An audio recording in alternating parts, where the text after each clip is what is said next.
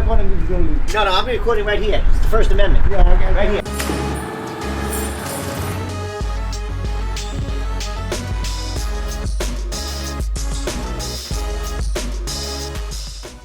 You gotta say though, think about the money that has been spent on this entire compound. The money. The machine that incarcerates people is a very profitable machine.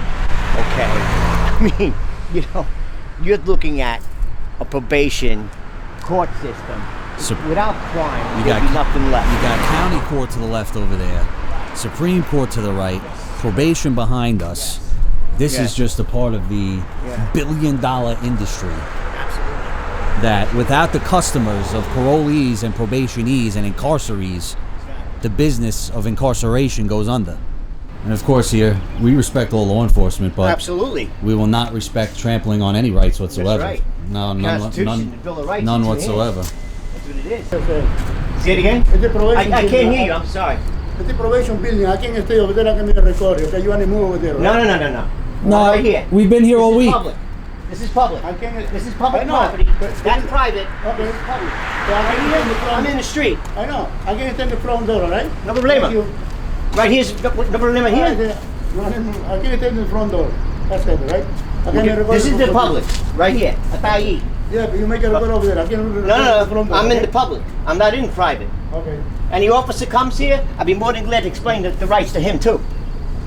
Because what happens in there is you're not allowed through a door. There's a gatekeeper in there. Yes. So we're gonna come to the streets and we're gonna ask people straight up, what's the worst thing that's gonna happen to you, or did happen to you, or does happen to you on probation? Is probation a good thing, a bad thing, a restrictive thing, or does it keep you going? Just give you that second chance that you deserve to stay out of jail or stay out of prison. That's it. We're gonna find out. This is a system. Yeah. This is a system made for you to fail.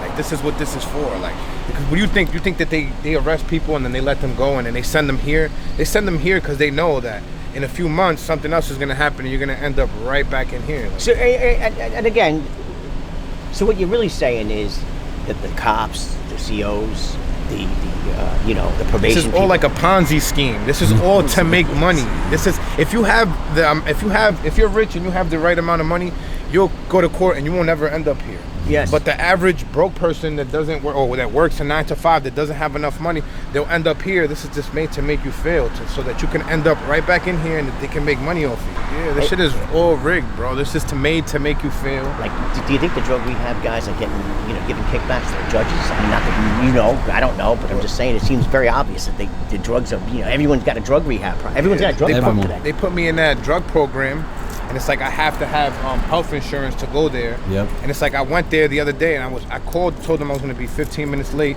I show up, the lady's like, you can sit down, but you're not getting any credit. But then I call my insurance company, and they're charging my insurance company for me coming there and signing the paper, but you guys didn't do anything for me. Right. And then, you need the credit for these people, because if you don't get the credit, then probation assumes that you're not doing anything. How long are you stuck with probation? Now for a whole year, until next February. Okay, so in other words, you got to put up with this, Every month I gotta come here. It's like being in school again. These people control everything you do most of the time anyway. Now let me ask you a personal question. Your dating life. Yeah. When some chick finds out that you're got a criminal It's record. embarrassing. Exactly. It's embarrassing. Terrible. Everything about it. They come to your house. Your parents are there. They don't care. They just want to come inside and check. 5 all your o'clock shit. in the morning. They don't give a shit. They come in there and just check everything. That thing sucks, man. Now let me ask you a personal question. You got to take the piss test with these guys or what? Every time. Every time you're taking a piss test. Yeah, every time. Now, how long you was on probation? I've been on probation now for like 5 months. Okay. And the worst thing about probation is that they regulate every inch. I gotta get out for work. He wouldn't even let me. He kicked me out of the front here. I said, bro, the Constitution says I have freedom of speech. I could be out in the front.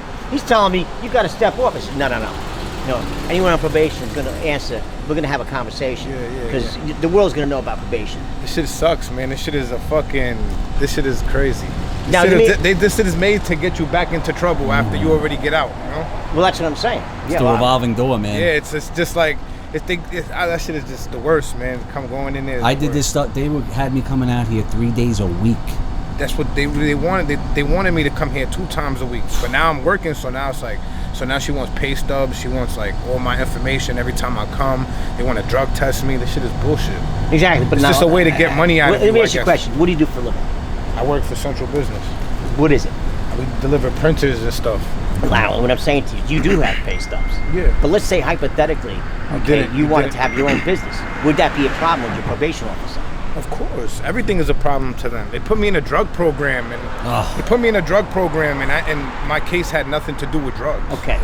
So what you're really saying, I'm just asking, is it possible that you got a better plea deal because you said you had a drug problem?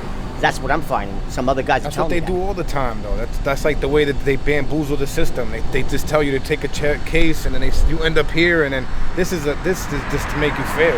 Right. You come here, and these people drug test you. You got to come after work. You got to come on time. You got to make sure you're not taking anything. It's like you can't even live a regular life anymore. So another question is, hey, marijuana's legal in New York State. Are you allowed to be on probation and smoke a joint?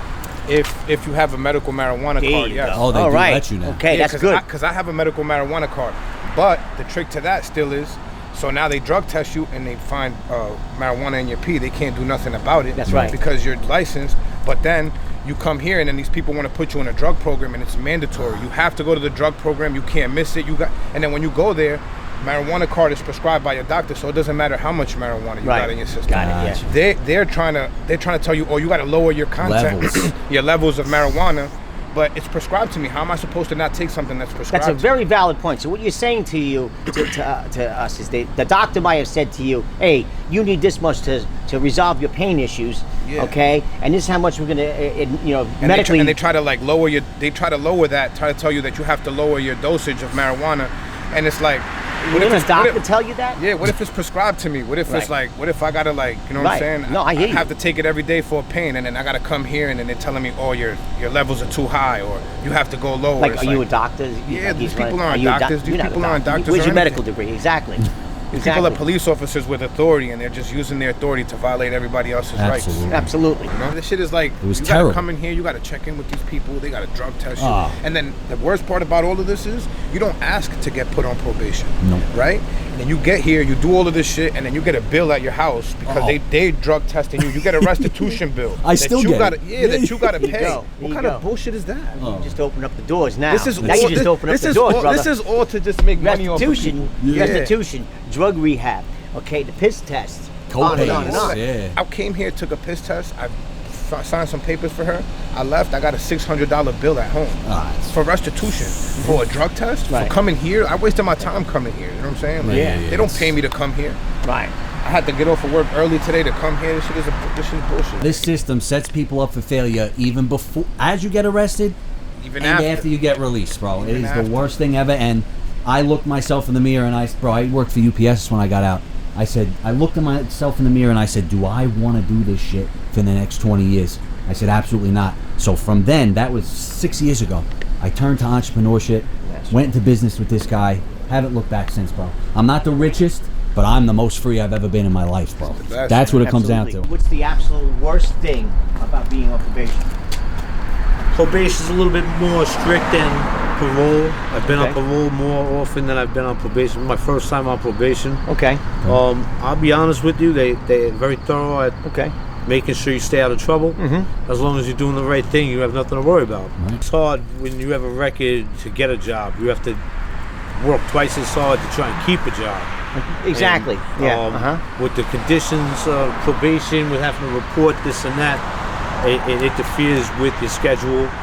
So, you have to have an employer that's flexible and understanding, that's going to allow you the space you need to keep up with your appointments and stuff like that. Right. Well, let me ask you a question, though. Did you ever think about being self-employed versus getting a job? I am self-employed. I do a whole array of home improvements. I know how to do. However, it's just right now. But are you allowed to be self-employed with them? Well, I have a job. No, I'm saying, if you didn't have a job, would they allow you to be self-employed only? I mean, I don't know. I never really thought about that. Honestly, and sometimes it's just not feasible because if you're trying to do it, you could get a side job here and there, but it's hard to run run around. Let me and ask you, be what's the biggest self-employed. problem when you go into self-employed? Is it money? You don't have enough money? Say hypothetically to start a course. How would you really hold yourself down if you don't get a job for 3 weeks? You need something steady to keep you going. Yeah, so in other words, the side hustle is going to be your self-employment.